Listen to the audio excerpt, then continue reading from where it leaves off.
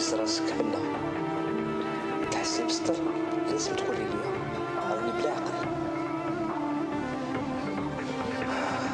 راني الشاب اللي عندها كيس في راسها ومولودة بتجيب لها الدوخة، وباش نعشك لازم نخلوها الليلة. نعيروا لها الدم دكتور. هذه الحاجة الأولى اللي لازم نديروها. كشكل فمك، ما على بالكش بلي عندك 8 شهور ونص، لازم تستحفظي على روحك اما باه تجيك زياده سهله. بدا بيان نصيب هاد الجوايه، هذا باش نكون قريب للخدمه وفي الرياض نكون قريب عليك. واحد باش يلقى سكنه كيما يحبها ماشي ساهل.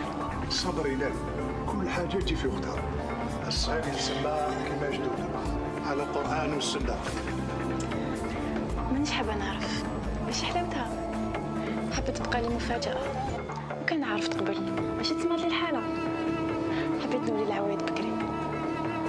قولي يماك طفيلوا لها طفل. حاجة ما صراتش.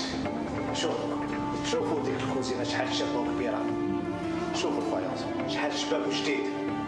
بالكم غير تجيبوا الثلاجة والكوشة تاعكم واتكلوا على الله. شافوا الفرصة. انت اللي عجبتني بصح خالي علينا بزاف. بصح لا يمكن شو دراهم، يمكن زين نحوس على خدمه باش نعاونك. وسعادة ما سمعتهاش. بدون يتعاونوا في الأطباء الصغار اللي يحبوا يشتغلوا ويخدموا في الريف في الصحراء.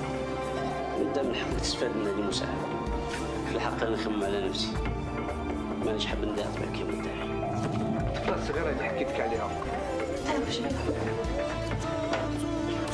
مريضه سرطان، ان شاء الله برك يكون التيومور بيني.